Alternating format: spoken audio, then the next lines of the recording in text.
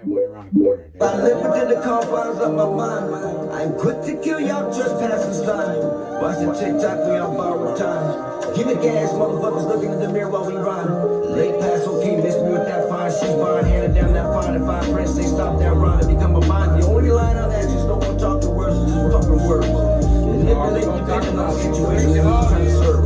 Swerve right off the middle, struck the nerve, like these rise like fuck with a fucking curve. These motherfuckers want me gone, will come and do it better than me. And I bet you can get your best three, put them at the same time versus me. And I get a versus cold as me. Try to code in my situation, that's to get them to be me. No complacency, get that go change the daily. Come follow me up, get pheromones for your fucking headphones. Yeah, you're still in that zone. GDP, we need to give us something updated to chew on. Big G back, we supposed to be in peace. So about to unleash me after y'all, we call that fuckery. Best thing that you can do for your career is stay ducking me. I don't know why they fucking with me, but you shouldn't be fucking with me. They shouldn't be fucking with me. You shouldn't be fucking with me. Nobody on the team, believe me. No matter how hard you try to change, it is what it be. It was God's plan that you're not gonna be ever seeing me. Oh, I can't they just let it in my life.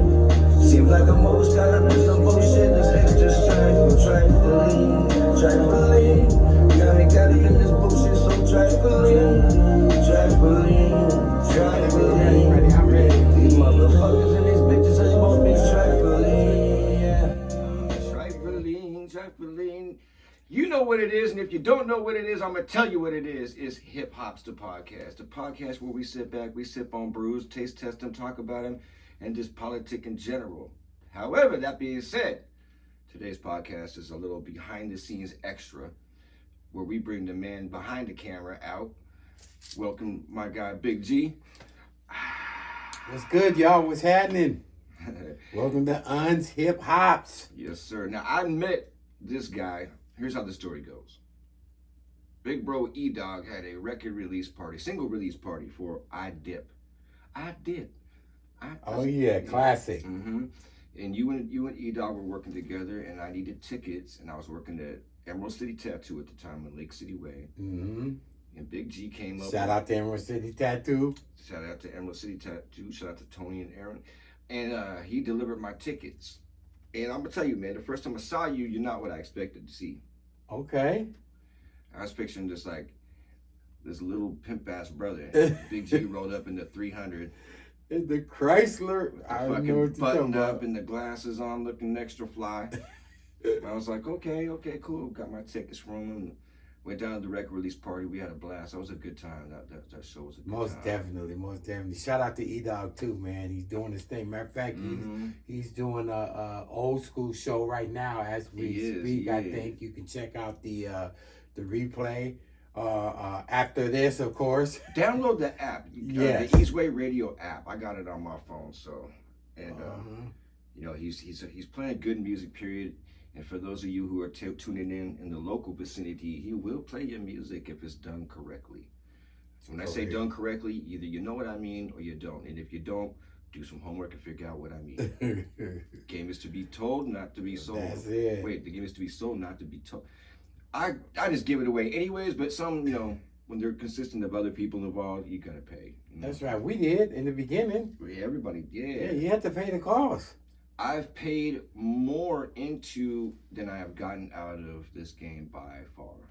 Man, I already know, bro. And that's just we just not talking about monetary either. No. We talking about blood, sweat, and tears. Yeah, and, you know, and the thing is with me, I remember I did the Seattle Music Panel with Lady Scribe for the Seattle Sound Music Awards with my guy Gola. Speaking of Gola, sponsors for the show. Salute Gear. Salute the Real. Make sure you go check that out. Looking for that fitted. Right? You know it's a custom order when it comes to Big G, so. Got to be, but I'll pay my way, no problem. Absolutely. And we did this panel, you know, and it was like the questions were basically about how Seattle hip hop is, how the city is with hip hop music. Do we get supported? You know, but one of the things that was brought up was like I get a bunch of younger artists that come through. Mm-hmm. I don't charge them for beats. I don't charge them for studio time. I don't charge them for shit, really. And then another guy in the panel, and forgive me, forget his name. He was like, I charge. You know what I'm saying? And I respect it. I get it. Yeah. We're on different missions, you know. Like Right. most people are in this for a business, you know. My name, short for unknown, which comes from an old thing back in the day where if I remained a no name with unknown, with no fame, no money, no nothing, it wouldn't matter to me. Mm-hmm. I do this for the love of the culture. The hip hop culture is something so different than anything else on this planet. And unless you know, you really shouldn't speak on it because it's intelligent by design. It's dynamic. People see rap music and they see the shit that, you know, people are targeting and they assume that's hip hop, and it's like, right. It's not hip hop. When did hip hop come in and get you, man? Well, you know, to be honest with you, you know, I started learning about hip hop at the late, and everybody know I'm old school, but about the late 70s. You know, I was playing football back then, and we was playing in the locker room. Where were you playing? Oh man, you know, man, we was playing the African Bambaataa. Right. You know what I'm saying? Rock. Yeah, always playing that. We was playing, of course, Nucleus. We played Nucleus, and then there was the famous hip hop, heavy to the hip hop, heavy to the sugar. What was they called again? I'll tell you, us real MCs, we got a problem with that group right there, so we just gonna leave it alone. Yeah, I already know. Mm-hmm. Yeah, but it's some real funny history to them, but these guys were they still the originators. Put us on the chart, you know what I'm saying? Yes. Gloria, what's her name? She put that group together. I forgot her last name. But she put that group together. So basically, if you want to get real about it, a lady was behind putting the first hip hop group out. Ain't that something? Yeah.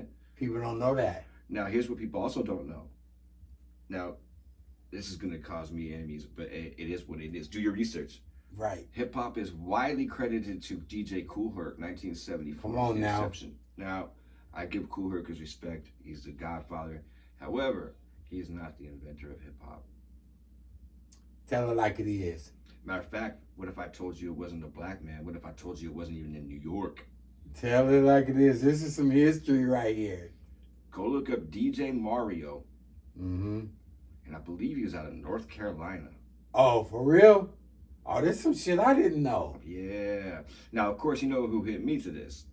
Tell me. Shake. I knew it. Yeah, he's a hip historian. I tell people like this. I'm a hip hop encyclopedia from 1974 to like about 2000. Around 2000, Puff Daddy and Ja Rule and the shiny suit mission, I got mad at hip hop.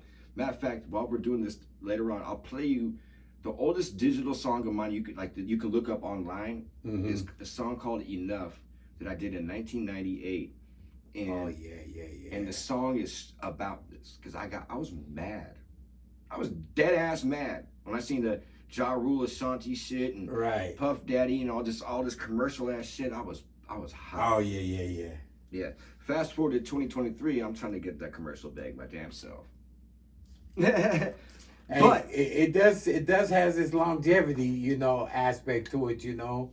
It does, but you know what it is for me is I think I'm slick with it, right? So now I'll make a song that's very palatable to the masses, right? Exactly. I got a #1 song on the American pop chart on this big music site, right? Mm-hmm. Yep. I never thought that. I was kind of halfway.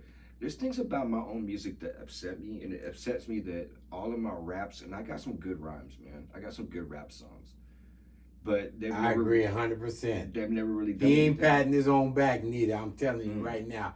He got shit in his library that you have never heard of. I know. That's hits. I need to get him out of here. We got to. The songs that I make that are like the poppy sound, like they sound real good, but if you listen to what I'm saying, I'm still talking that shit.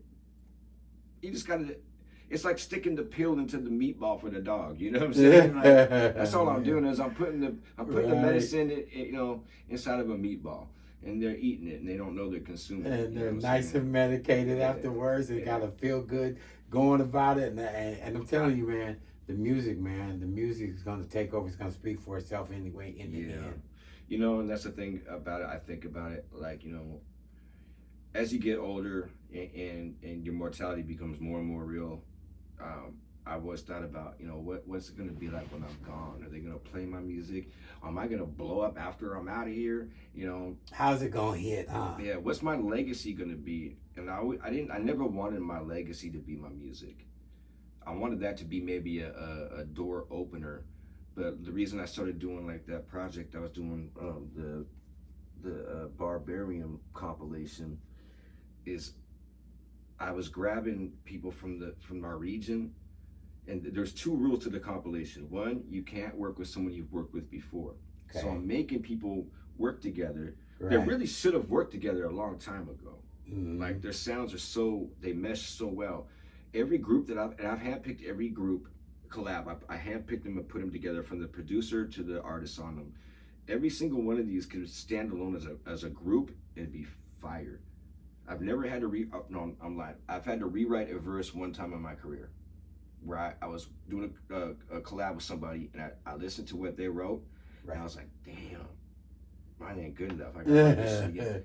You had to backpedal? The first 2 songs on this compilation, I had to do that. Yeah. 2 in a row. Only one time before, and then the first 2 in a row, I had to do that. Yeah. Fatal Luciano and Livio. Shout out to Fatal. And shout out to Liv. Them motherfuckers right there was like, okay. And this is what I wanted, though.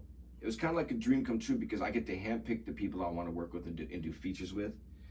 And at the same time, I'm picking guys where I can't walk in and just, you know, often when I do features, I feel like, honestly, I'm walking over these guys. You know what I'm saying? Like, I'm doing their style and killing them with it. This isn't the case with the compilation. So like these guys come packing. Yeah, I had to come out the warm up and get into the game gear. You know, yeah, the tear away warm up jerseys. Oh shit. Second song, Real Cosby and Mr. Rain made me do it again. Yeah. I can see why now. Mr. Rain came out I'll put the songs out. Matter of fact, the one with Mr. Rain and Real Cosby is coming out on the mixtape I'm dropping with DJ Peg, the unreleased. Okay. Which I'm gonna do more than one volume, right, because there's so much shit. Like you said, I got a catalog full of shit. I don't know if it's gonna come out. So the unreleased projects, all the unreleased shit, we'll definitely have a volume 2. Volume 1 is nice though.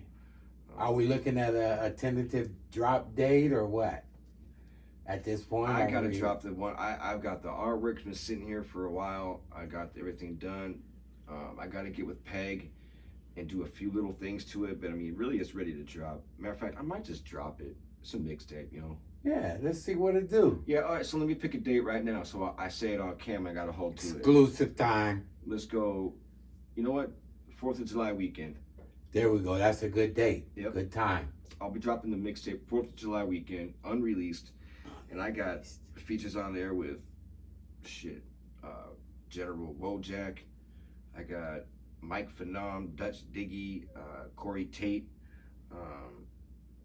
AWOL, Outrageous, Notes. There's a lot of features on this. Cast a thousand. Everybody you said right there, they don't play. They're hitters.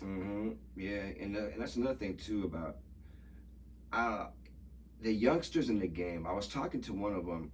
I got a call from Real Deal, and if you don't know about Real Deal, he's got a story, man. The kid was in foster care for his whole upbringing. Him and his brother were essentially locked in a basement for years, and had to use like a litter box to go to the bathroom. Like, it was bad. He's been through some shit. Damn. And you know, you can see his struggles, but now he's turning the corner. He's a single dad. He's got custody of his 2 daughters. And he's fighting the fight, man. But he's also fighting MMA now. Oh shit! Yeah, so I'm gonna have him on. We talked just recently. He's gonna come on, just to hear his story, because you know, man, his story would break a lot of people, man. Like, I'm an empath, man, and listening to just what I heard from him, it made me feel deeply, and it was crazy. So we're gonna have him on, but you know, these younger guys don't reach out to the OGs, and I think part of it is because when I was coming up, it was very easy. The game wasn't so saturated. Like, there was a group of MCs in the town, and everyone pretty much knew who everybody. You had your like Ghetto Children with Vitamin D. You had Sensimilia, Six in the Clip. You know, Criminal Nation. Of course, you had E-Dog, Mix. but those were the guys that I knew who they all were, partly because of Nasty Ness. Salute to OG Nasty Ness, man. Who all the guys in the town who were doing music, and I looked up to them. To me, listening to KCMU Rap Attack and these guys' songs, they were as big to me as any other rap star was. KCMU back in the day was a local radio station. KEXP now. Yep, and they were I believe they were located back at the school back then. They still are, still college radio. Yeah, and they used to play local artists and give people like and several other talented guys a shot, put them on the airways, which was one of the few ways that you could actually get to hear some of these guys. The only way I heard them. Yeah, straight up. Yeah, and they it just wasn't the same when he left. I mean, shout out to B Mello, another fixture in the Northwest Hip Hop. Yeah. We have a running joke, me and B Mello, about a mixtape we're gonna do. Someday he's gonna host my mixtape. Same thing with RC the Trackaholic. RC's owed me a beat for like a decade now. I probably never will get it. Like I saw RC day before yesterday at Tawana's podcast. Right. And like he didn't know I was coming. I went with Gullet, right? Right. And he see me, he's like, "What's up, bud?" He's like, "Hey, I got a beat." I'm like, "No shit." That's my guy. Shout out to RC. You know, that's the town too. That's really reflecting the town. We're gonna run into each other, right? And we know what it is. It's like, man, as soon as you really just press him, like, man, I need that, man. He'll kick it in, you know. Oh, of course he would, man. I've just never pressed. But that's one thing I want to throw on the table right now. You're doing a whole lot of your own production now. I'm back to doing solely my own production. Yeah. You know, I got production credits on other people's albums too, Quiet as It's Kept.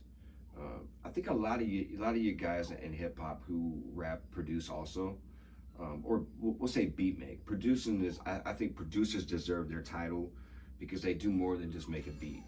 You got beat makers, which I consider myself a beat maker / producer because, you know, but a producer will go in and arrange the track, you know, add instrumentation, you know, I mean, for instance, I was schooled late. Matter of fact, it was just a couple of years ago. I did a song the beat was made by Stewie Newton, and then it was recorded and put together by Pale Soul.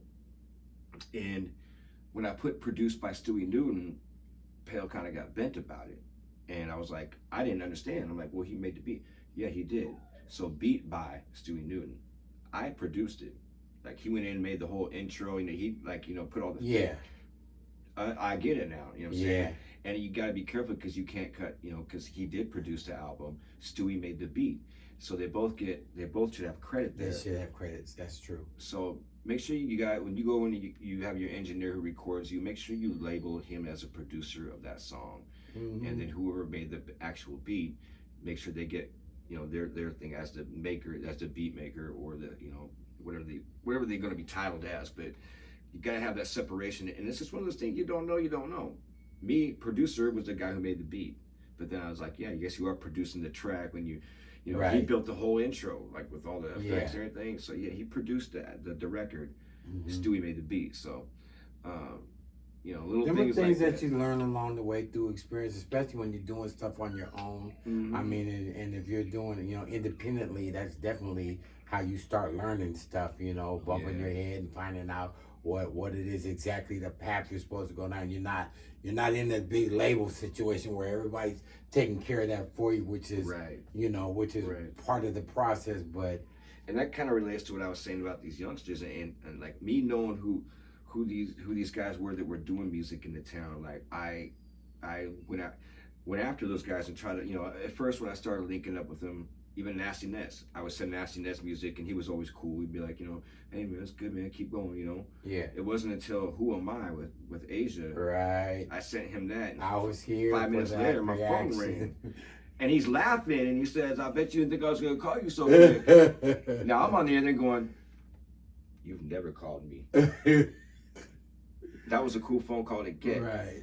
All the guys that I looked up to coming up are all now my brothers. Quick bio of Nasty Ness for the viewers, because we got a lot of viewers from the East Coast and Southwest.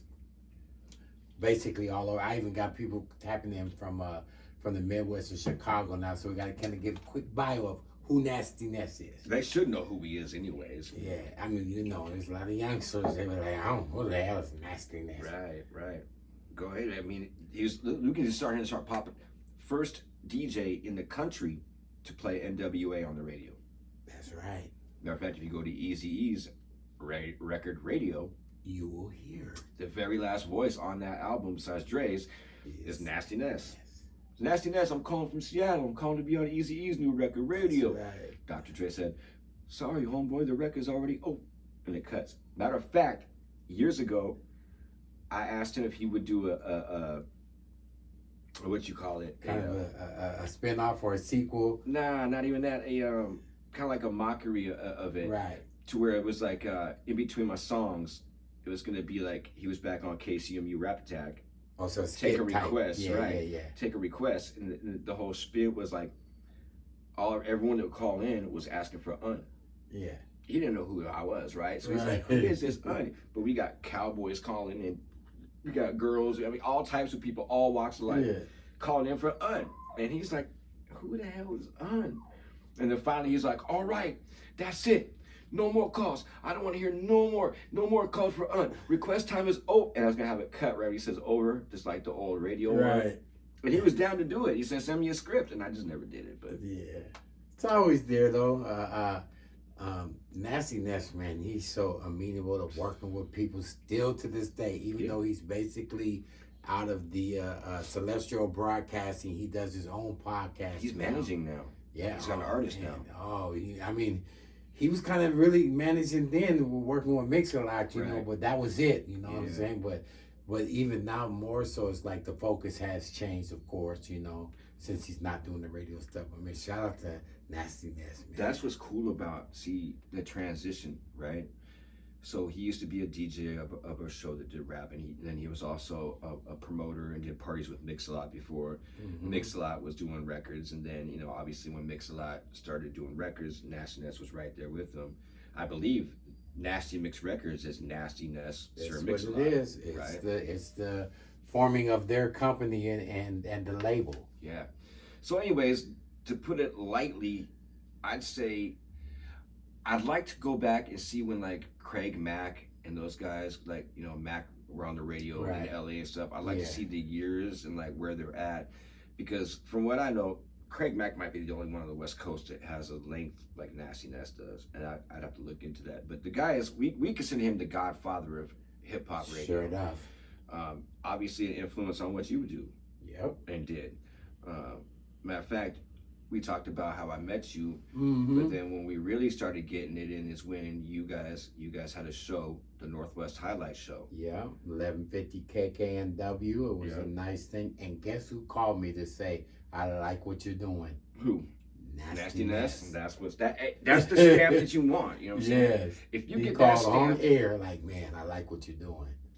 To me, the biggest things in my career, the things that mean the most to me, are those guys of that caliber who solidify my music. Yes.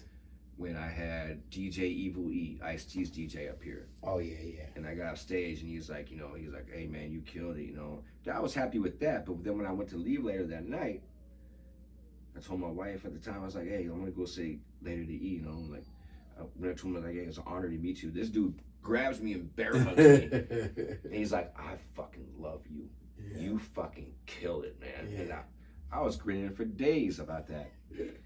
Then, like, you know, one day I'm in because obviously look at the stature of the person that's acknowledging your music. Right, man. Yeah. You DJ and work with one of the most legendary, iconic guys in the game. Yes. Same thing happened. I was in my studio one day and I get a phone call on my phone. And mind you, I don't answer phone numbers I don't know. I just don't do it. Leave a message if it's important. I'll check it. If I don't recognize the number or you're not programmed in, I'm not picking up the phone.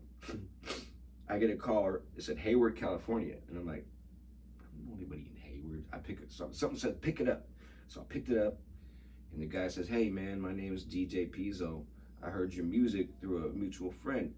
Evidently the story, I found out later, the story goes, my boy Will Liam was showing him my music. And he's like, yeah, he's from Seattle. And he was like, really? And he goes, yeah, and guess what else? He's a white dude.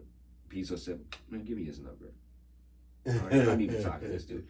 Now, back in the day, DJs and producers did not get the shine and clout that they get now. Right. Producers now, like Timberland, Scott, they're rock stars in their own right. That's right. That's right. Not back then. I didn't know who he was. They were so behind the scenes, at least as far as the public was concerned. But I didn't know who he was. I had heard of his name before. Yeah. But I didn't know who he was. So we're talking. He's like, I want to work with you. Now I've heard this a million times. I'm like, cool, yeah, whatever. Send me some stuff. I get off the phone and I Googled him. And when I Googled him, I was just like, hold up. Excuse me. This man has his hands on. I mean, he was E40's DJ for a decade. Too Short, when Too Short did the Apollo, Pizzo DJ for him. He's basically put Spice One in the game. He did the drum pattern, drums on Feels Good for Tony. He's in that video.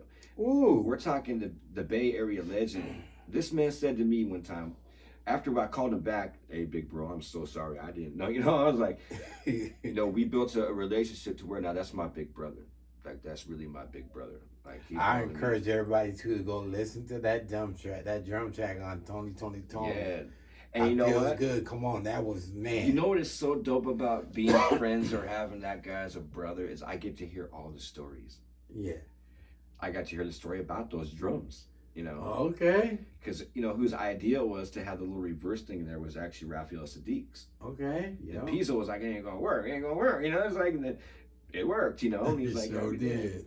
He told me that, Raphael hit him up a couple of years ago, like, hey, we need another Feels Good. And he's like, we can't do another Feels Good. He told me stories about Pac. Right. Him and Pac, Pac wanted beats from him. It'd be nice for you to touch bases with him again, you know that?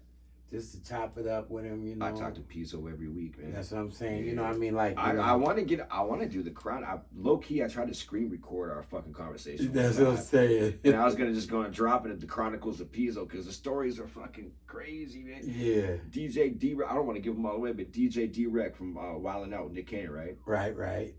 So they're in the limo together, Pizzo and what's his name? The one I just said. D-Rec. D-Rec, yeah. D-Rec's like basically boasting about how he's on with Nick Cannon.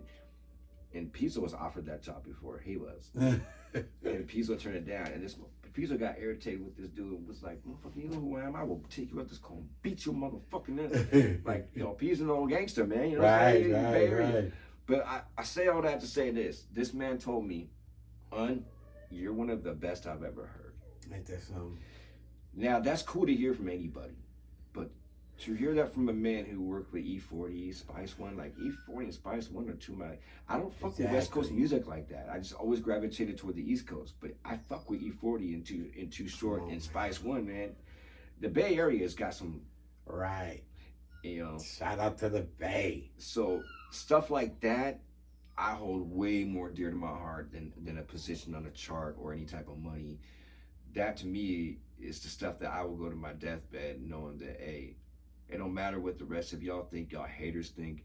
I got bona fide legends in the game that support and back me. You know what I'm saying? At the end of the day, that's what really matters. That stamp from people that are in the know and that have, did the damn thing. That matters. That's gold. Yeah.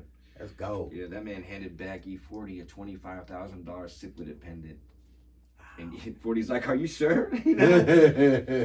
But, salute to Pizzo. He wanted his independence. He wanted to do his own thing. He's a straight pioneer, man. I remember him, man, doing his thing. And they may be talking, I'm not going to say much, but they may be talking to Snoop Dogg in the new Death Row about doing some stuff. Man, let it happen. Maybe, I'm just saying. I hope the hip-hop guys make a way for it, because, them elements is what took us essentially where we are right now, We need a new Spice One album, man. Come on now. Like, I tell people all the time, there's the DNA of what makes me up as an MC, right? Yeah. And that DNA consists of Spice One, Pharoah Monch, Chino XL, and Redman Method Man. Probably the biggest influence in my career, though, would be Rest His Soul DMX. Most definitely. I remember coming home from school. I think it was the last year Yo and GB Raps was on. And his video, Give to the Needy, came on. And at first he's doing he's not doing that DMX. it's like two personalities, right? So he's doing like, you know, this kind of high pitched voice, and I was like, oh, this flow's cool. And then he changed into Darkman X. The hoodie came up, the eyes were glowing red. I was like, oh my God, who is this? Yeah. This is what we've been missing. I loved DMX, man. I love DMX. You know, rest in peace, X, man. Straight up, man. But yeah, those guys those are part of who influenced me, man. So to hear a man that works with some of the guys that influenced me say you're one of the best I've ever heard.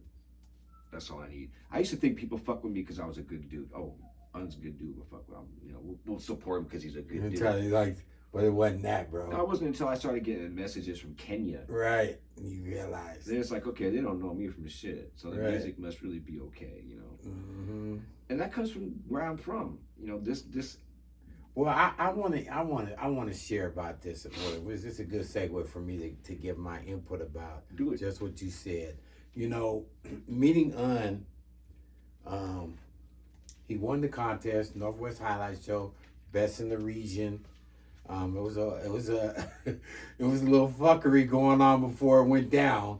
It was like a week before he won the contest. It was vote by internet, which we had just started. I mean, I was ahead of the game back then. I was incorporating the internet, the Facebook voting, all that. And this is about 10, 12 years ago. 2012, man. Having people go to vote for the man, and he was winning up until the last day. He was winning hands down, smashing the comp, and then just before the day that we was gonna make the announcement that Mix-a-Lot was gonna come and more or less crown the king, this guy comes up with like 20,000 accounts. And puts all these votes, and then so mind you, an established artist too, signed artist. Right, he was okay. He was, I mean, to be honest with you, he was an okay artist. Yeah, he was. You know what I'm saying? But he did not win.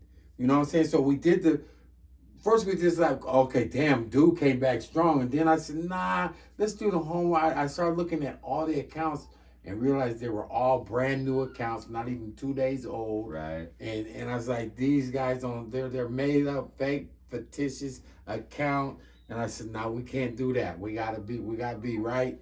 Do what's right. Now, mind you, I didn't know this guy from driving the bucket. You know what I'm saying? The other guy, he was like, you know, a guy that could be from my hood. But I had to make a decision right then, like, man, as far as this hip hop thing goes, and my platform, I want to be ethical, you know what I mean? Integrity. And fair. And I was like, he won. And everybody's like, okay. Look, if you erase all that, what this guy did, as far as all the 10,000 fake accounts he just put up, if you erase that, he's the winner, hands down. Yeah. So that's how I met we met at the station.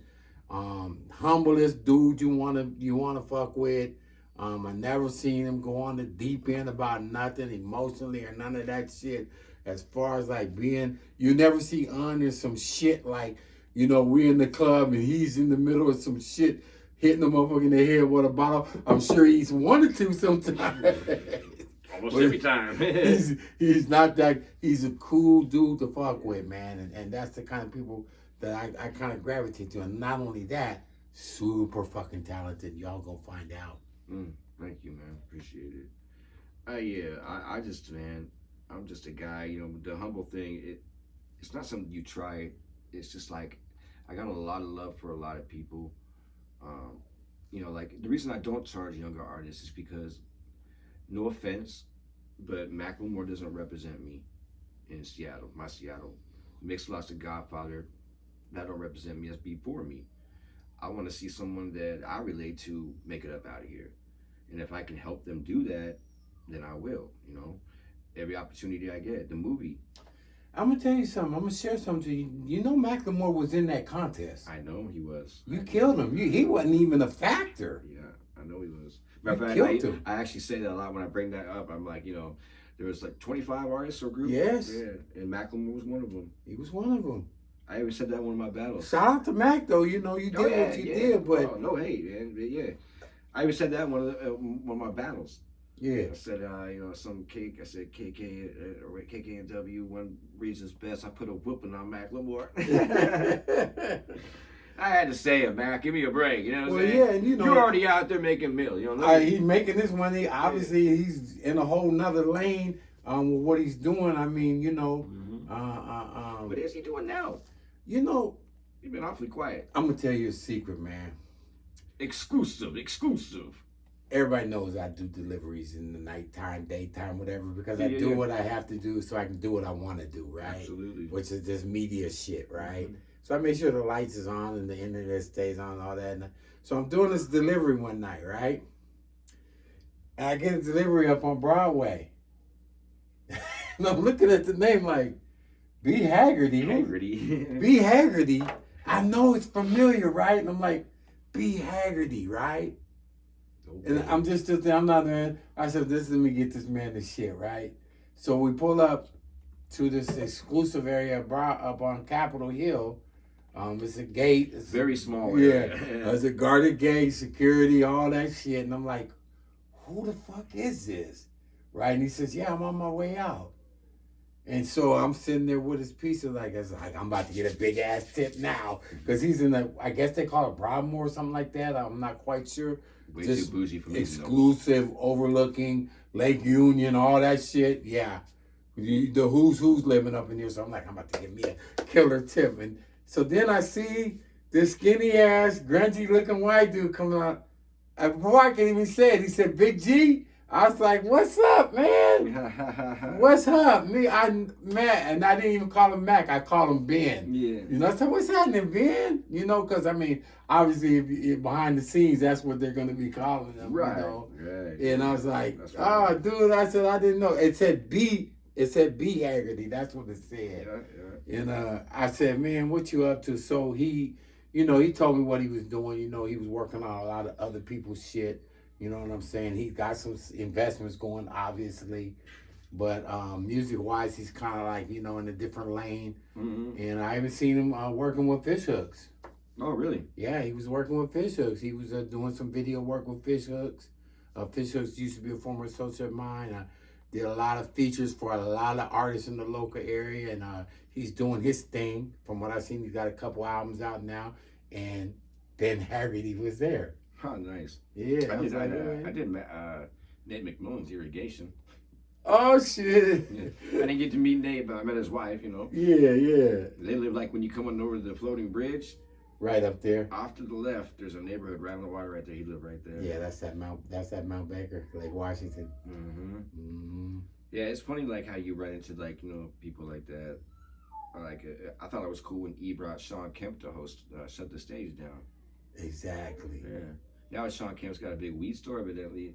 Yeah, he's got a dispensary. Well, he's it's more like he's the face. Of course. Okay, and the guys are, but he's a partner. You know what I mean? Absolutely. But I mean, with a name like Sean Kemp, you are going to pull people in. They're doing well. I believe it's just off of First or Second.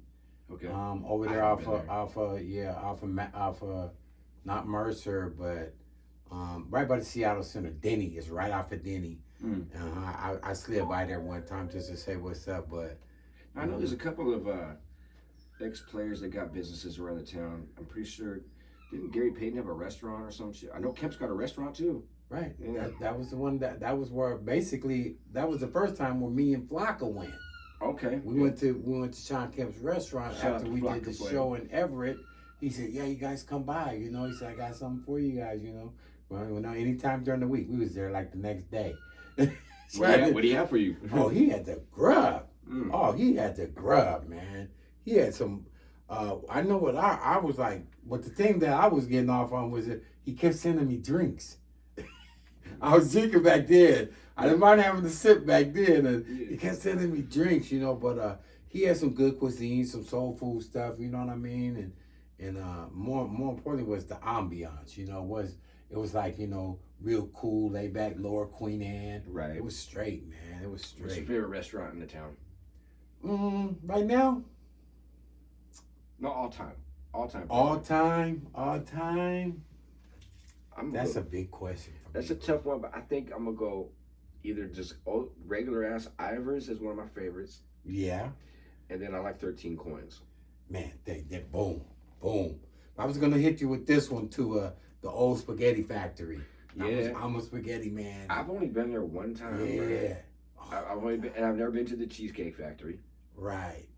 I go there all the time working and stuff. Yeah, but I remember seeing, like, I'd always drive back in the days, you know, go do shows downtown. I always pass it when there used to be right there on First. Right, you'll see it's still there. Is it still there? Yeah, but now they've grown. Or built around it, you know? Yeah, they've grown, and then now they got other old spaghetti factories all over the place, along the Puget Sound corridor and stuff. And I'm gonna eat there this year. I gotta go. Yeah, we got to go. I ain't been there in a while, but you know the thing I like it is like you know how you can tell that the spaghetti is right when you pick up the spaghetti, when you put the fork in the spaghetti. All you pasta people, and it stayed. It's like you put it in and you pull it up. None of it's all clumped up together. It's all nice, separate. You know, slimy and falling off. Right. It's perfect, man. And then, you know, be prepared to have a good meal there, man. Shout out to the Spaghetti Factory. That's one of my favorite spots. Yeah, see, I don't know, man. I you know, spaghetti is one of those foods to me. I've always liked the second day better than the first day. Ain't that something? Yeah. That something about sitting in that pot. Whoo. Yeah. Same thing with like Chinese food. Yeah. I like Chinese food cold the next day almost better than I like it hot the first day. Mm-hmm. I don't know what it is, but yeah.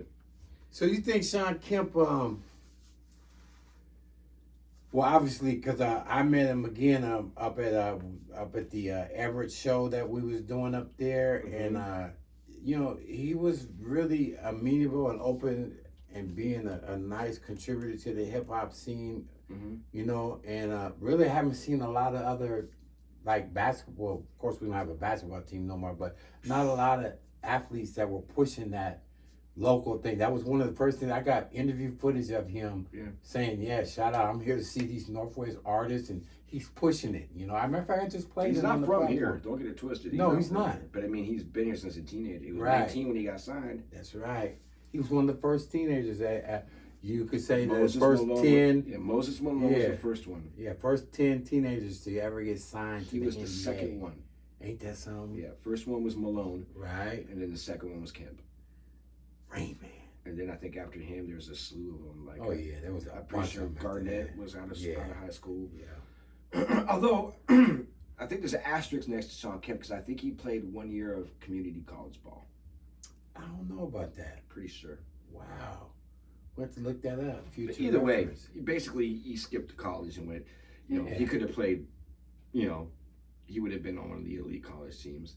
I just watched a documentary on YouTube about slam dunks, the whole thing about slam dunks. Right.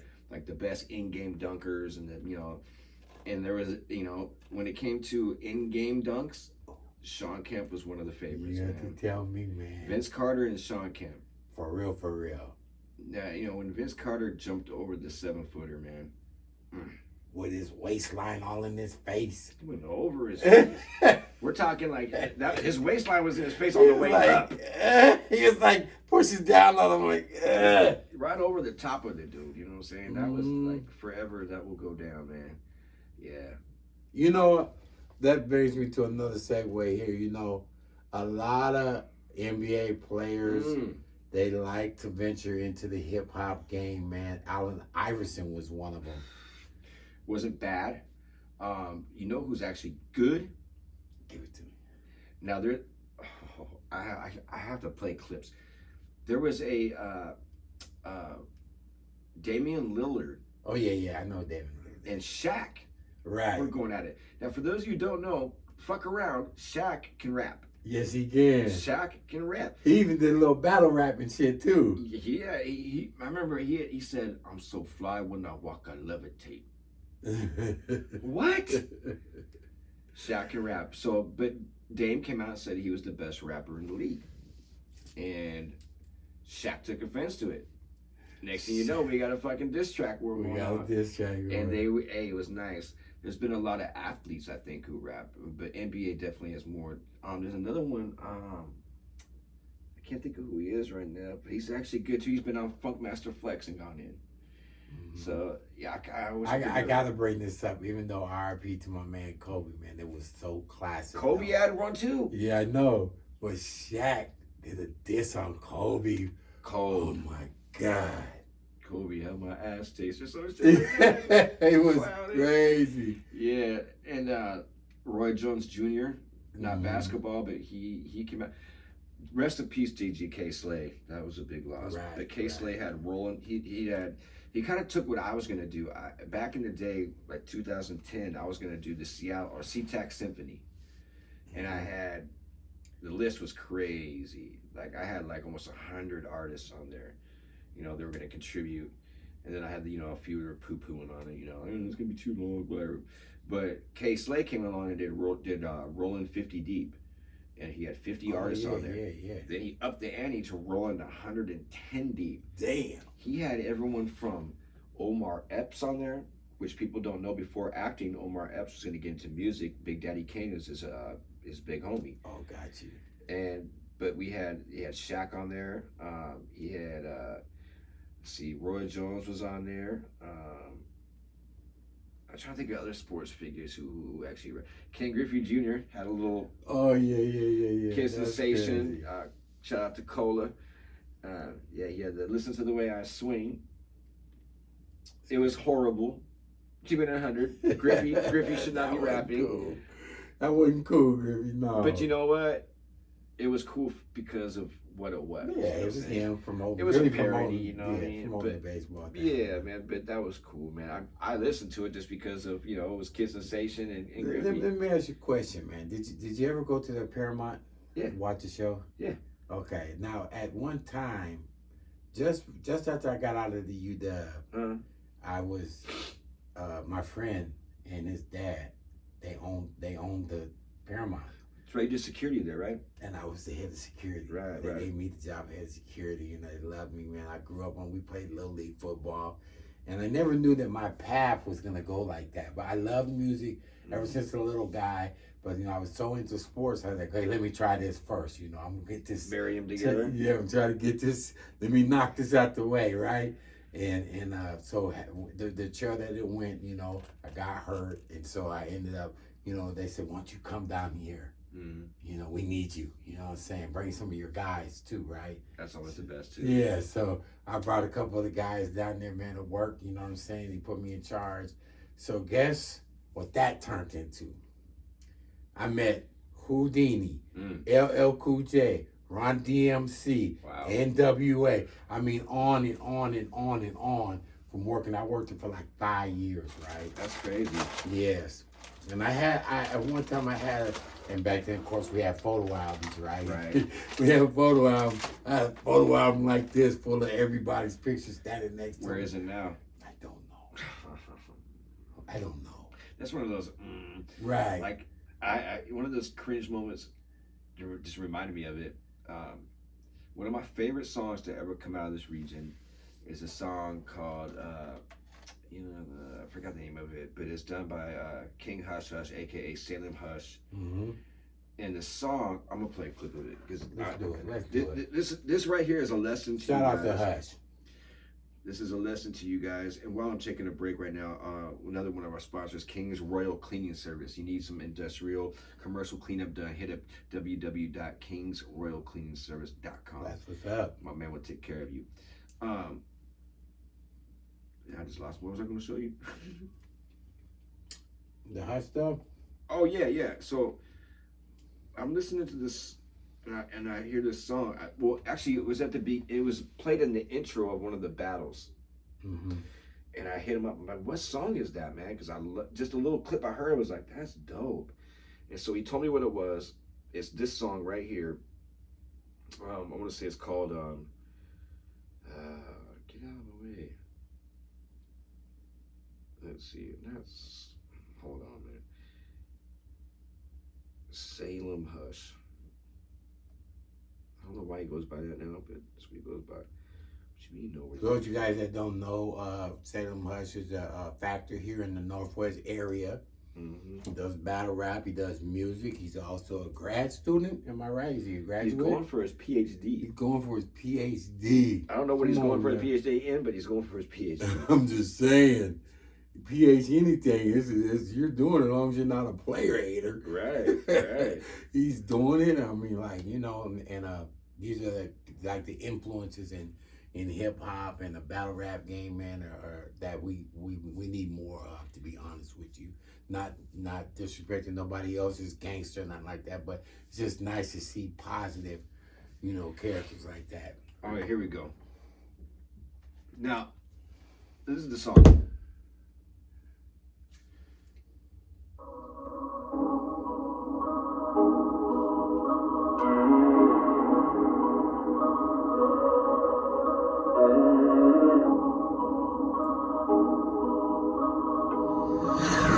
You don't need to be so impatient. Don't fight the feeling, girl, no altercation. Say what I'm feeling, cause I'm fucking faded. If you want it, come get on. Baby, you know. Baby, you know. Baby, you know. But you act like you don't. Baby, you know. You don't need to be so impatient. Don't fight the feeling, girl, no altercation. Girl, I'm so elated. Girl, you got me waiting. Bring your body, let me taste it. I'ma love you till you hate it. You don't need to be so impatient. Don't fight the feeling, girl, no altercation. Hop out the whip and I look like a king, and I roll in my neck and go bling, and I look like a rapper, you know that I sing, and I hustle till I see your chin, and I'm taking all the hoes. Bitches know I'm cold. Got them on their toes. Bucking at your foes, riding in the rows, about to drop a foe, pop another roll, where my bitches go, killing all my clothes, let your buddy know, bitch I made a goal, 30 in the pole, turn you to a mole, pour me a shot and I feel like a titan, I take off your panties, we getting united, that Molly, that Zanny done got you excited, now roll up, but baby don't fight it, you don't need to be so in. We love our house. Been here for years. Fire. Yeah, but there's So, an animal in the attic. I'm looking at the song, right, and I'm like, why isn't this song doing anything? Matter of fact, on the SoundCloud, right now it sits at about 231 plays, and probably 200 of them are mine. For real. I said, that was like the first time I heard that. I heard you talk about this before. mm-hmm. That was the first time I heard that, and I'm like, That's what they call shockingly surprised? Yeah, it's a good song, man. Yeah, damn. So he can't do anything with it because he didn't buy the beat, and someone bought the beat from out underneath him after he did the song. Oh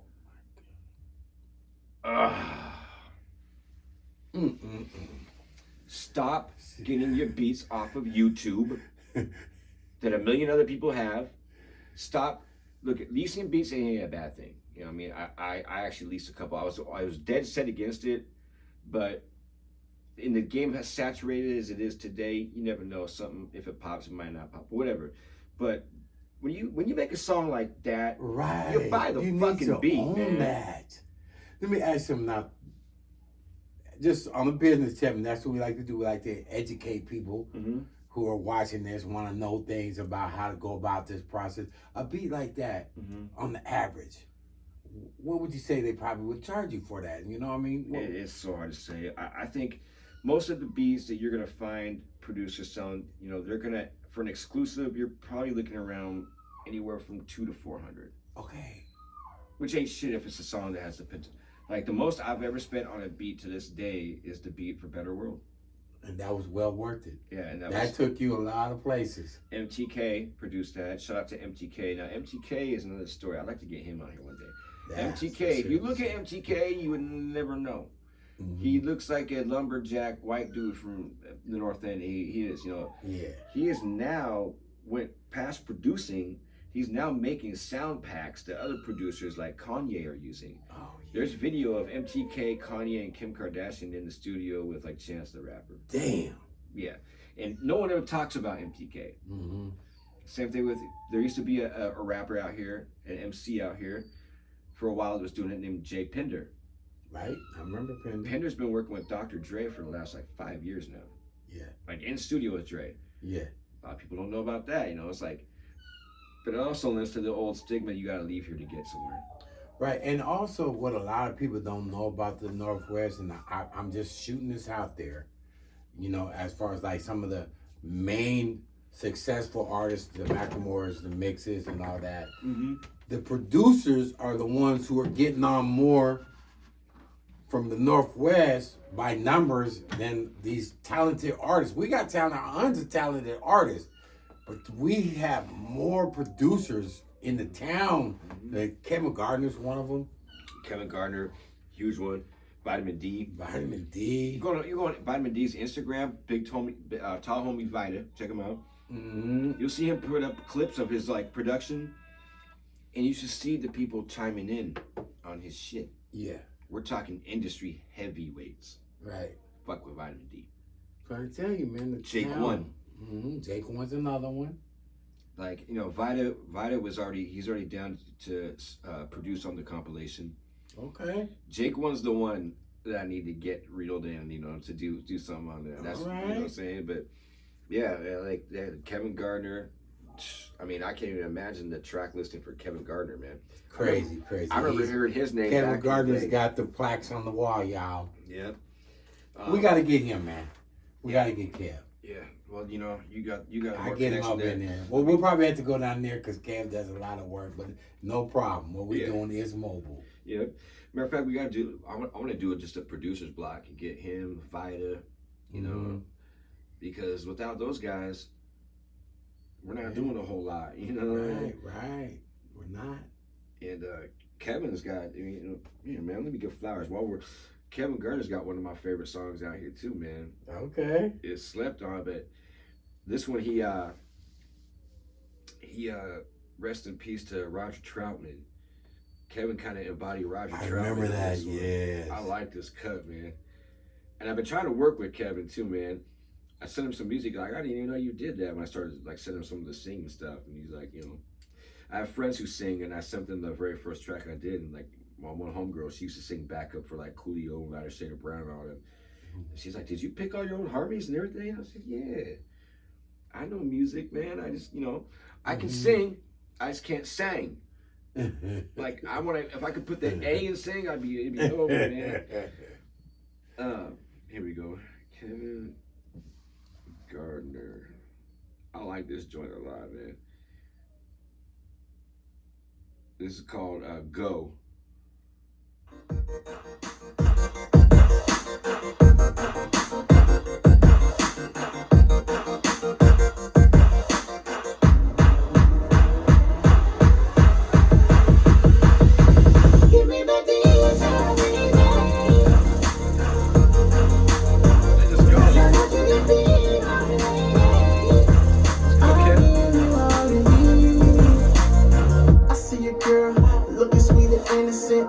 Come right, cause I'm an old-fashioned gentleman. I see you turning down left and right. So I'ma promise you a better life. I pop you like hell, like you was always on the go.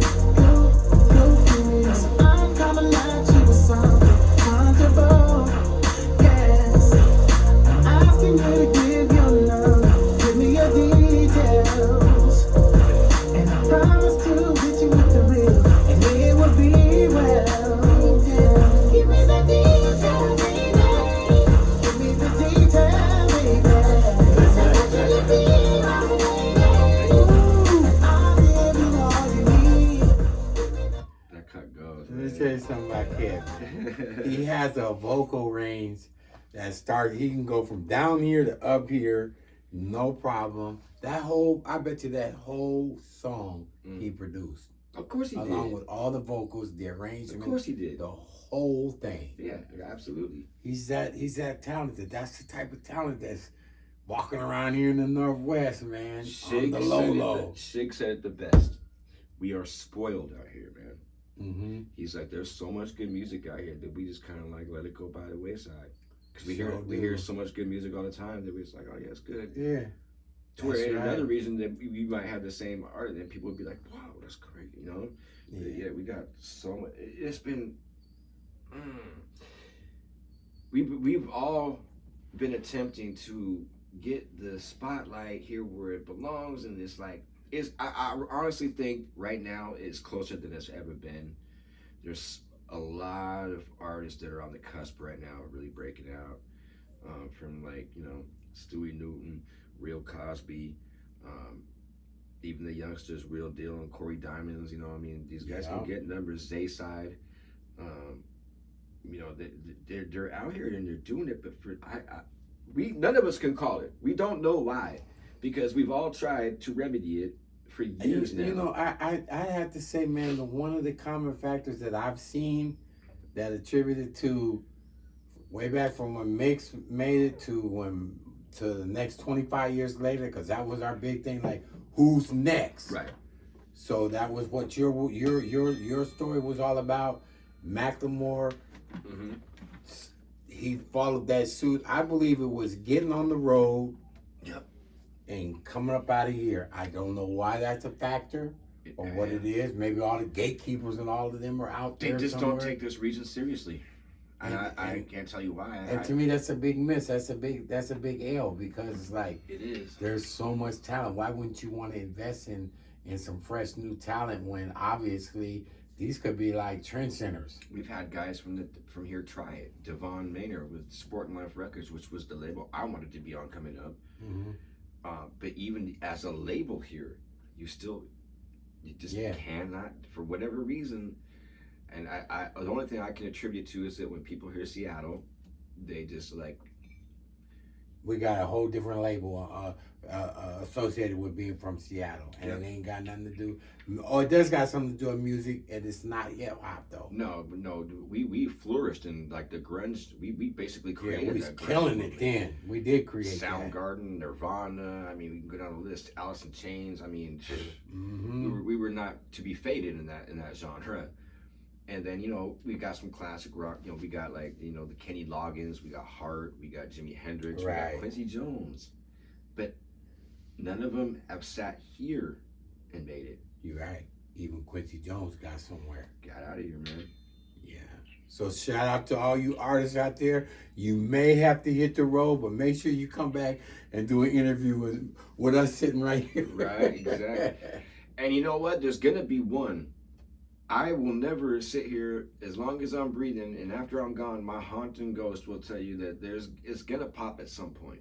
Yeah. There's too much here for it not to. Well, man, I mean, if you think about it, man, how could it not? Look who's here: Amazon, Facebook, Google, Nintendo. You know, all of these heavyweights that are like actually pushing out media, which is where everything's going to digital platforms, digital streaming. All that. If you're right here, ain't it easier to just go down there and knock on the door than leave all the way across the country and knock on the door? You would think so. Right? Yeah. But, you know, before we wrap up, when we go ahead, since you brought that up, let's go ahead and talk about, like, so what are you doing right now? You did the radio thing. You did the production thing, did the label thing. Right. You know, I also did GTV, Northwest Highlight Show. I did that for I did that for Comcast. I also did it for the Seattle public networking system. I stayed with that for a while. What are you doing now, though? But now, what all of that is giving me the tools and the knowledge and experience to be able to say, I put together my own platform. I put together my own I call it a blank YouTube right now. I was gonna say, when you say platform, a lot of people aren't gonna know what that means. Well, what do you mean? now it's being so much associated with so many, you know, YouTube's a platform, Facebook's a platform, you know, SoundCloud's a platform. Okay, you know, so what is NetStarzLive, right? NetStarzLive is a platform. So what is NetStarzLive? It's somewhere where you could go, my friend, go sign up for an account, right?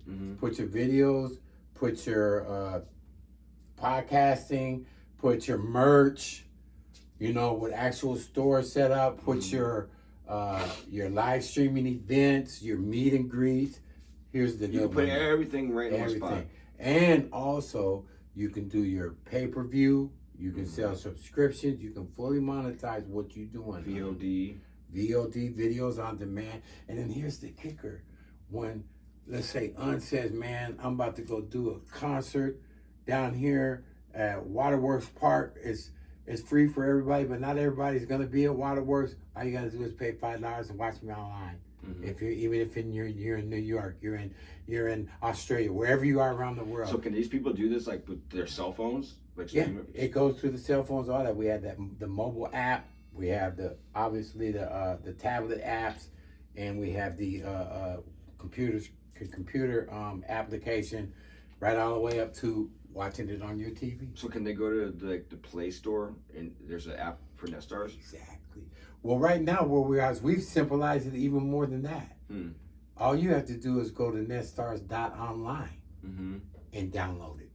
Okay. Yeah, just download it. You know, and after that, it's like, oh, okay, I didn't cut out the middleman. So yeah, explain to what benefits they get from going with NetStarzLive versus a YouTube. Well, let's just say like this. Let's say okay? Has a new album release coming, right? Has his following. Has all the people that are associated with Un's got his 5,000 friends here, 5,000 friends over there, all that. When they come see right, the Rhyme Hustler, Un's channel is already designated with the domain name www.untherhymehustler.com. They ain't going nowhere else but to see okay? They're not gonna go and say, well, I gotta find Un's YouTube channel, but oh, wait a minute, look here, see, there's the lost in translation effect. Sidetrack, you know. Right, all of a sudden, they done, I forgot. Nations news meeting. Right, see, you lose a lot in translation like that, so basically, your channel is your brand, it's your station, it's like, people that are trying to dial into you are dialing into you, okay? So now you might see Powered by NetStarzLive somewhere down there. This podcast. Exactly. You might see it down there somewhere, but the whole particular platform and all of the monetizations and all. Here's the other. That's what I was going to ask you about. Okay, so people know about YouTube when they get a certain amount of views and stuff, they can start getting monetization, getting paid. How do they get paid through your platform? Okay, so what we have a POS, which is piece of shit.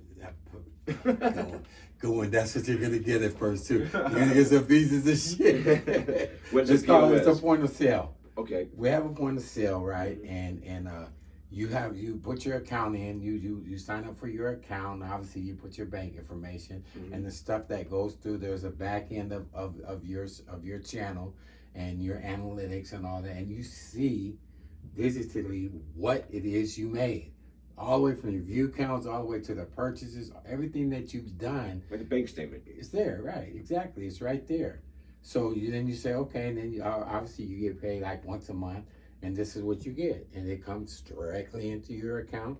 Now, mind you, for like say every $5 that you make, the company gets $1, I get $1.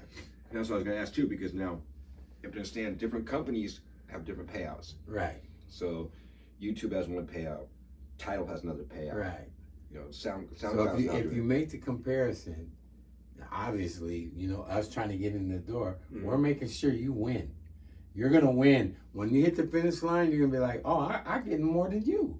As opposed That's to how it should be, right? Right. I mean, it's your product, you know. I'm just trying to help you get it out there. To me, that's good business. Absolutely. When my experience with YouTube, having been monetized, whatnot, my first check, I was like, oh, okay, I'm about to, you know, I seen the analytics. I said, yeah, I'm about to win. I'm like, whoa, they took 70%.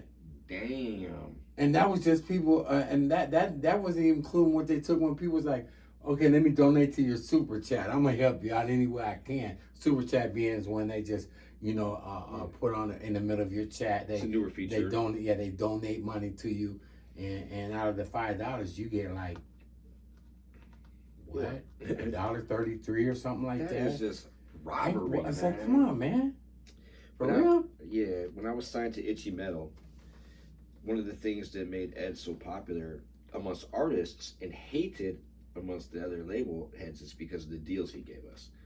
And it was his was the first $100 goes to the label. $100. Man, that's not. After $100, yeah, it's a 70-30 split. 70 to the artist. Right. That's not counting your merch and all that shit. That's you. You know that's you. And he, because of his deal, he, for instance, had Wu-Tang Clan online to sign with him. The only signature he could not get was the RZA's, who was the one to sign off on it. But the rest of the clan was ready to sign with him. Yeah. You know? Damn, I didn't know that. Yeah. Oh, yeah. He was close. Close. And he ended up shutting down the label 6 months after I signed. I remember. Heartbreaking. I remember we all had that meeting. Went up to that meeting, and I was like, things are gonna happen. He was shaking hands with. He was ready to do a deal. I understood why too, you know? he did it. You know, I mean, business wise, I get it. When you got 64 groups or artists on your label worldwide, and your fucking break for payout is $100, and for 3 quarters in a row, not one artist or group broke that threshold. Wow. Meanwhile, he was paying thousands of dollars a month on banners. Just to maintain the website alone. Yeah, so he was like, I'm done. Now, in retrospect, when he did this, I hit him up right away. Of course, I'm like, because in the 6 months I was there, I brought him a production team, in-house production team. I brought him an in-house video. You brought me. Yep.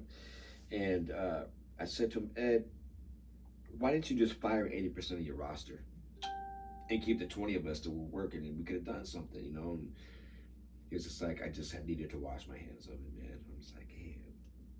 Twice I've been signed, and both times it's fizzled out. Now, that wasn't my fault. The second time was with E. Yeah. And we had a group, and I'm not going to, shit on anybody, but the other member of the group had some issues that stemmed, and E wasn't prepared to deal with them, which I understand that too. All day. So I know that one too. Twice I've been signed, and twice I've gotten shit canned because of nothing in my control. Right. Now I'm just gonna do it my damn self. And you can. Why not? I mean, look where we are. We're in the, like I call it, the new cyber valley of the world.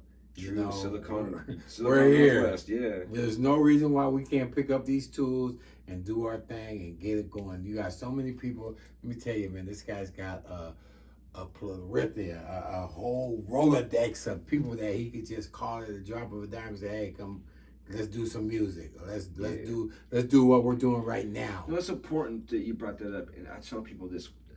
My network is as solid as it gets. It's been built over 2 decades. My phone calls get picked up, and the reason they get picked up is because I have done mad favors for people. I have taken L's for people. I've sacrificed a lot to make sure my phone calls get picked up. That's right. And they do, but it's not like it just, it was a lot of like blood, sweat, and tears, man. Yep, that's the bottom line. A lot of you artists out there have been promised the world, only to find that the world's can fit in your pocket. And it ain't that. I mean, and that's what I try to do for younger artists, man. I try to mentor a lot of artists, and I've had some of them look at me real funny, like, well, what are you getting out of this? Yeah. Nothing more than the satisfaction of seeing somebody that I fuck with make it. But more so, there's so many potholes that I fell in because I had no one looking out for me that knew more than I did.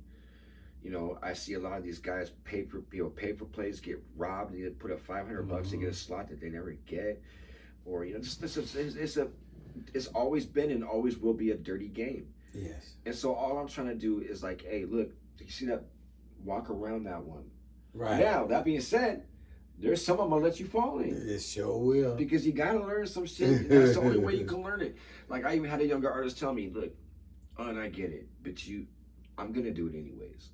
Yeah. I have to learn for myself. Hey, I can appreciate that. Yeah.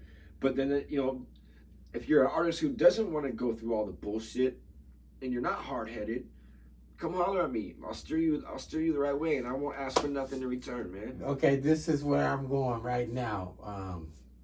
Do you ever see yourself being in any type of management position with some of these guys out here? If you think that is something amenable, or I would like to, but I don't think so.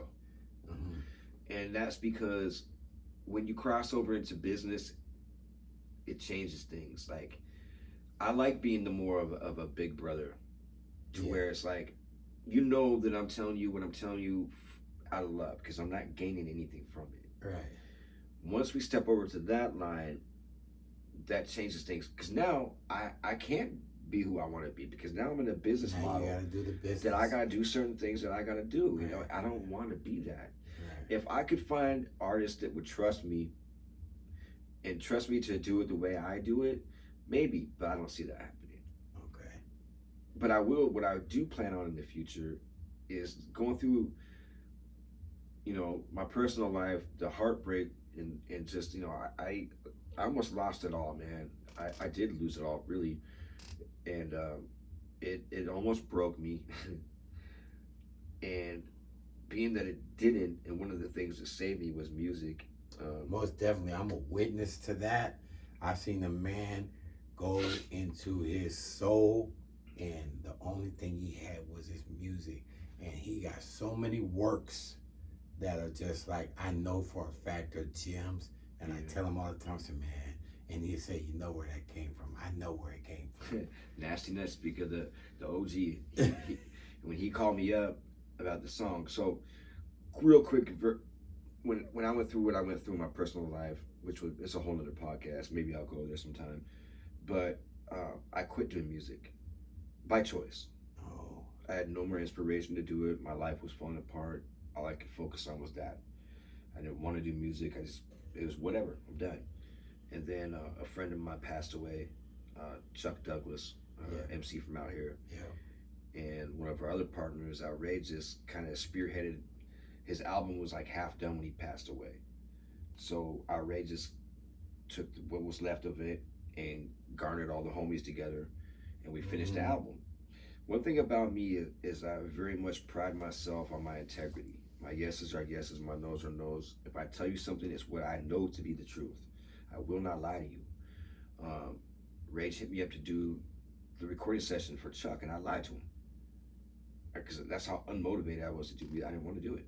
Right. And so I was like, man, I'm sick. I'm not going to be able to make it. And he said to me, I know how you are. You know how I am. I made 3 different sessions. Which one can you make? Come on, man. We got to do this for Chuck. And when he said that, it resonated with me. And I was like, man, come pick me up. Yeah. Went to the studio to record in Gordon's right up the road from here. Gordon. Shout out to Gordon. And I went in and I did my verse. And when I got out, I was still destroyed, but I felt just a little bit better. Yeah. And so that was for the team right there. That started this whole last 4 years have been so different for me musically, because I remember one of my favorite movies is The 5 Heartbeats. And in that movie, Duck, the guy who writes all the music for the group, at the end, towards the end of the movie, they're receiving their Lifetime Achievement Awards. And he's up there in the podium and he's doing his speech, and he said, you know, one time a music critic wrote about me. He said, when Doug Matthews goes through more pain in his life, he'll be a great writer. And he said, I always wonder what that meant. That's what he said in the movie. And I'm like, yeah, what does that mean? Well, I went through that. I went through the greatest pain you could go through, from spouse to kids, you know, and it absolutely changed my music. It got way better.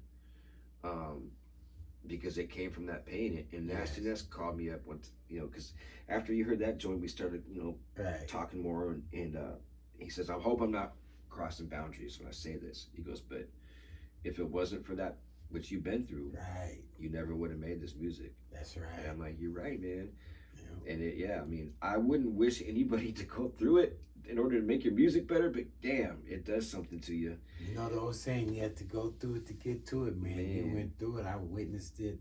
Right now, you got a song that, and I'm kind of being selfish, has a little shout out of me in it. We'll play it out now. I want you to play that on the way out, man. And this is something nice, man. And it's something too, because not only does, so I stopped doing music the way it's supposed to be done. Right. You know, it used to be intro, verse, you know, chorus, verse, outro. Pretty much standard formula. Right. I have no formula anymore. Right. Me and Outrageous have a project out. You can go look on Spotify or wherever you listen to music, called Fuel My Fire. Almost every song is a 2-verse song. Yeah. Because there's 2 of us. Unless we have a feature, then we got 3 verses. Right. I got songs I drop now that aren't even, they're a long verse. Right. Yeah. Some of them I have no hook. I don't care no more. It's like, it's what it is. It's what I feel. So you might get a 40-bar verse with a little bit of an intro and a little bit of outro, but just like a long ass verse. But the beat slaps. I don't really want to do albums no more, because no one's buying albums anymore. People are just downloading singles. Yeah. Putting together their own compilations. Yeah, you know, it's like, so I just quit adhering to whatever rules there were as far as music format, and just started doing that shit. So this is one of them. I think this is just a verse song. And I think it also it's just a verse song, but it also shows to me the diversity of your music and what it has evolved to. Even though you got so much more music that'll show that even more so. Yeah. But since it's a personal song for me, it just is like I want to hear it. Yeah, that's for sure, man. And it was just one of those things when I was writing. I was just thinking about everything that's going on right now, and it was kind of like the people I used to work with a decade ago, I don't work with anymore for the most part. And I think that's just music in general. I think it's kind of like they're quick romances. You deal with an artist or producer or also life too, you know. Yeah, for sure. Some people don't do it no more. Some people got family. I was bugging out. I did a song for the DJ Infrared did the 40 Bar Dash, and it's a solid compilation. And the first one I listened to, I mean, it was dope. I have to go revisit it, but he was dropping the part 2 to it, so I did one. And my 40 bars was basically a name flip with all the groups and artists in the town at the time. And I listened to that song now. I'll play it on the outro. Okay. You'll listen to it and you'll realize how many of these motherfuckers are no longer even thought of. Ain't that something? And the ones that are still here though, it says something. They're solid. Yeah. So this is the one G's talking about, and then I'll outro with the 40 Bar Dash, man. But yeah. You guys out there, make sure you check out. Can you tell me where we can find your music, please? And I know it's on almost everywhere, but the main one where you got the new stuff at. You know, I mean, the best way, you know, for the first time, I can't even tell you what the best place, because I'm not really dropping shit like that right now. Right, you kind of like, what are you on the stream? Just, you know, follow me on Facebook. That's what we do. And make sure you stick with us, too, over here on YouTube. Stick with us, NetStarzLive, Urban. I always be featuring my guy, featuring his music. We got a bunch of people that's been in our circle for a while. I feature their music also. So that's a good source for my guy. And if you got new music and I don't know who you are, let me know who you are. Because there's a lot. I watched a YouTube video last year, and it was like artists from Seattle who'd look out for. I knew not one of them. Ain't that something? It bothered me. You know what? Do you remember who said that before? Up at KKNW? The first thing he said is, I haven't heard of any of these artists.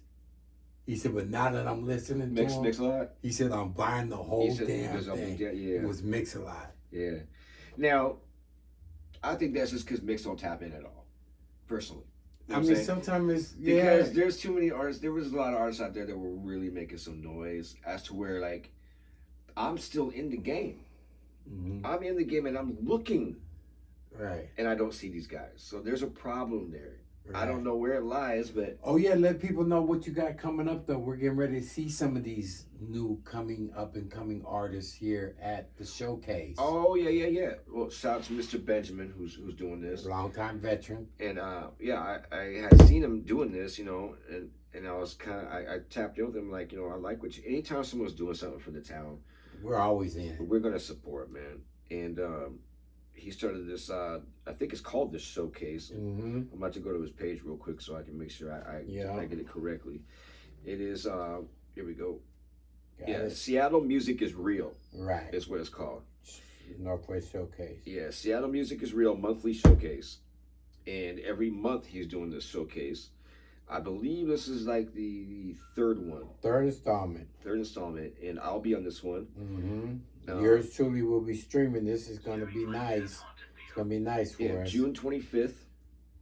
There's also Melissa Monet. Monet Medias will be involved too. Shout out to Melissa Monet. Shout out to Melissa. You know, shout out to everybody that's doing anything for the town, really. I mean, shout out to Urban Solutions.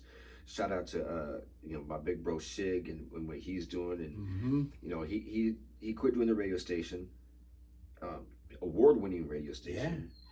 But he's got something else coming up that I'm not going to... Just keep an eye on shit. He's always into some shit, man. Yeah, that's right. Don't pull the plug by no way, no means. Yeah, so make sure you check out the Seattle Music is Real. That is going to be held down at, if you want to come down and watch it live, it is at the LEMS bookstore. That's Lem's Bookstore in Columbia City. Historical, right off of Rainier Avenue. Historical bookstore. Has been landmarked. One of the only African-American bookstores owned in the Northwest. Huh? Yes. Mm-hmm. Rest in peace to Columbia Plaza. Oh man, come on, man.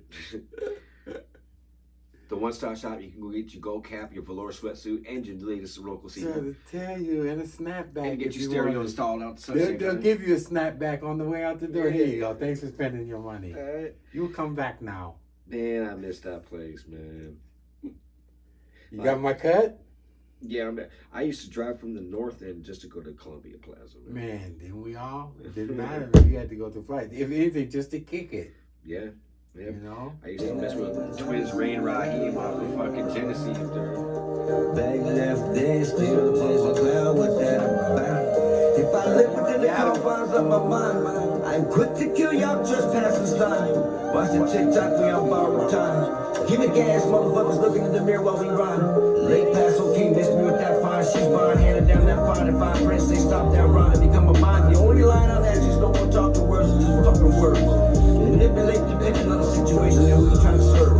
Swerve right off at the wheel, struck the nerve, bite these rhymes like biting a fucking curb. These motherfuckers want me gum, will come and do it better than me. And I bet you can get your best three, put them at the same time versus me. And I get a versus cold as me. Try to code in my situation, that's just can never be me. No complacency, get that, go change the daily. Come follow me up these pheromones for your fucking headphones. Yeah, you're still in that zone. JB, we need to give us something updated to chew on. Big T back, we supposed to be in peace. About to unleash me after y'all, we call that fuckery.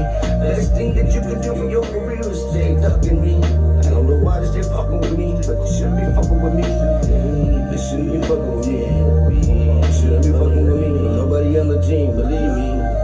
No matter how hard you try to change, it is what it be.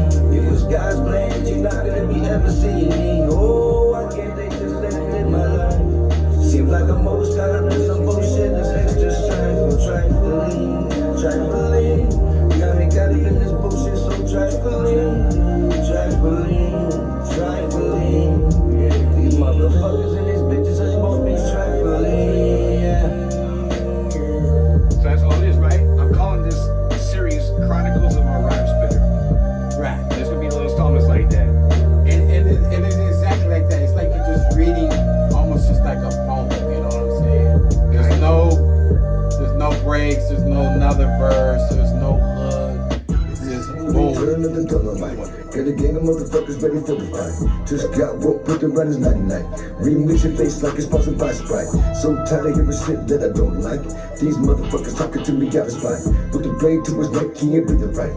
Got my situation, the bitches gonna have to fight. This is something like switch bitch, chainsaw motherfucker, trying to be a bitch. Just up, I'm in the ditch, bitch, standing at the blink, gonna make a switch hit.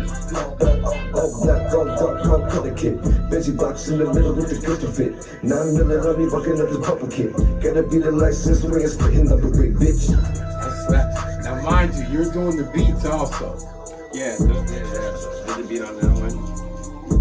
Yeah. They wanna run it like me, man, those are dangerous, hold down the key, but every free, this is why they hate me. They don't want the one that you were talking about. Man, those are dangerous, hold down the key, but they don't see me, but what you don't see is my honesty. It's so It's all shit I'm working on. All works in progress. Super exclusive right now. Oh, I like this beat too. That's the thing about me, I don't have a style. No style. I've seen you flip so many different styles. I'm like, I had to literally ask my partner, is that you? I've had my wife ask me, who is that? I've had my best friend ask me, who is that? Yeah. It's me. They're like, what? That's crazy. It happens all the time. What about this one? Produced by Brainstorm. It is what it is. All I do is just speak my truth. If you can relate, cool. They say the sword counts for a gram of your body weight. I've seen souls get sold for a gram, but boy, wait. Life was meant to be lived, learn the lessons along the way. Fear makes us complacent, so in fuck situations we stay. Play the victim, church survivor, peaceful from a live wire. Just cause y'all trend on me, ain't getting me retired. I'm rolling till that rubber bust. Fuck the game, this here ain't lust. Million people that fuck with me, but not one of them I can trust. A real dying breed, take it from me. They try to do that literally, that leave me so bad, my story hard to believe. I try to pimp the system, keep a trick up my sleeve.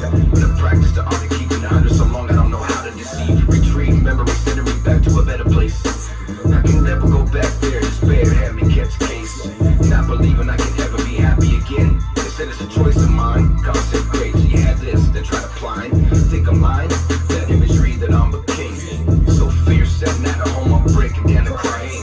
The more I know and understand, I feel lost in a familiar land. GPS don't work no more, that bitch got me going in circles again. I really don't know where I'm going to, or how I'm gonna get there. Who will be riding with me, or if nobody will be there? I don't care, ride reckless, no flair. Keep that bullshit over there. Since a kid been telling me to get high, shit, they even dare. Gave her D&D in the Dragon's Lair. Okay, player, let's shoot the fair when fucking clowns up over there.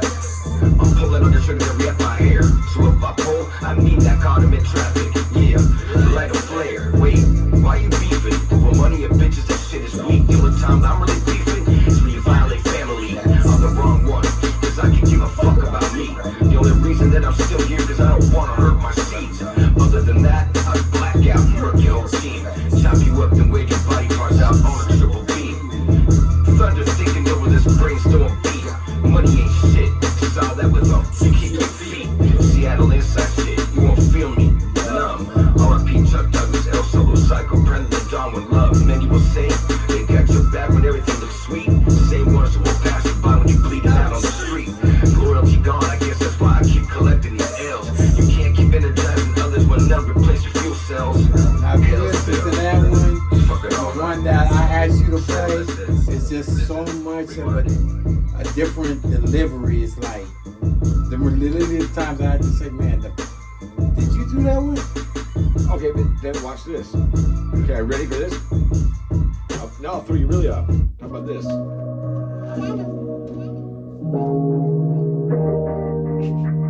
Oh shit. Oh shit. Same artist. She's on my trunk, rattling shake. In and out of traffic like a snake. Hope you got AAA when you drive. Belted in when I'm with you, it's mine. My driving like these other drivers.